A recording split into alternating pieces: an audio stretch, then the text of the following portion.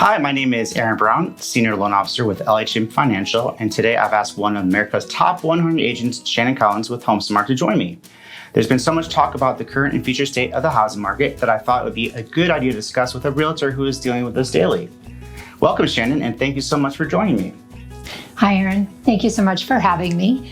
I always appreciate the opportunity to share my experiences with our buyers and sellers. Wonderful. Well, I thought we would take some time today and answer a few questions that we received from some buyers and sellers. You ready to go? Absolutely. Let's do it. All right, let's do it. Fantastic. One of the most asked questions I get lately is if we expect interest rates to rise soon. Economists expect the Federal Reserve to raise interest rates at least 3 times this year. Borrowers are already seeing an increase in mortgage loan rates, and they will likely continue to rise as overall rates go up.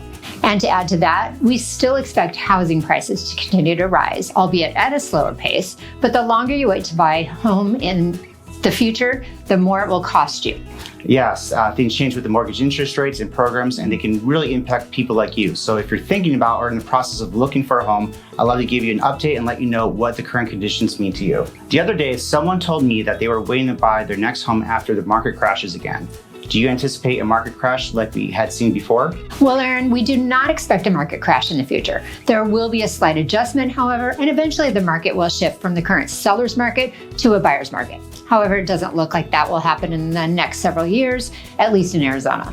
And the reason why is we won't see a crash like that is because we really learned from the last one. During the last housing boom in 2004 and 2007 range, the home values were being controlled by the lenders, appraisers, and home builders. The values really were not true. Also, the requirements to obtain a loan were very lax. Literally anyone who could fog a mirror could get a loan.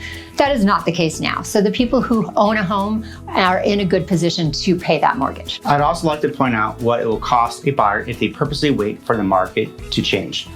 Like Shannon said, there might be a shift in the market and prices will not increase at such a high rate. However, all models in Arizona indicate that our prices are still going up. Also, interest rates will continue to rise, so not only will you pay for a higher price, but the loan will also cost more. So for example, if we look back in 2021 and we see a $400,000 home, if you were to put 10% down on a conventional loan, you'd be financing $360,000. Last year, at this time, rates were about 3.25%, and that would give your principal and interest payment of about $1,567.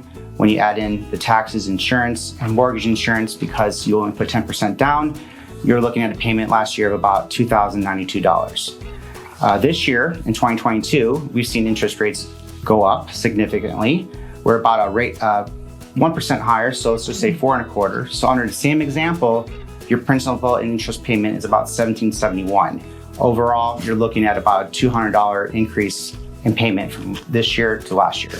And that's assuming the price just stayed the same. That house is correct. Most likely, a different price. Assume it's going to be at least $50,000 to $75,000 more. Right. Shannon, here's something else I've been hearing a lot lately. I'm thinking about selling my house, but I think if I wait a little longer, I'll get more for it. Of course, if I had a crystal ball, that would make this so much easier, but I do not. So what I do have is experience and knowledge, and I have been following the economists and the market statistics and watching for trends and changes in the market. We expect interest rates to continue to rise throughout this year. Absolutely. Yeah. And that will change the purchasing power and price points for many home buyers. We also see a little bit more inventory come available as builders release more homes to the waiting buyers. Both of these items will impact the demand for resale homes. There will still be a housing supply shortage, at least in Arizona. But as that slowly improves, it means the rise of home prices will slow down. So long story short, I do not believe we will see prices rise exponentially any further, as we have over the last 2 years. When do you see the market capping out?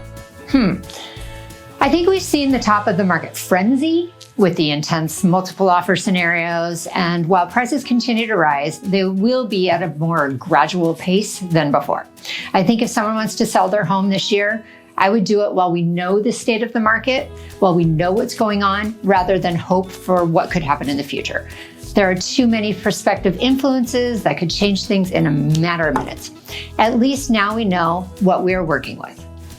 What is typically the best time to sell a home in Arizona? Typically, historically, right now. I mean, in Arizona, spring is historically the best time to sell. We usually see more buyers at that time as the end of the school year is approaching and before the summer vacations begin. I mean, July, August, and September are really the hardest times to sell. It's hot. And it's usually slow at that time. Yes. We hope you found this information valuable. If you have further questions or want to discuss your personal scenarios with either of us, please feel free to give us a call or send us an email.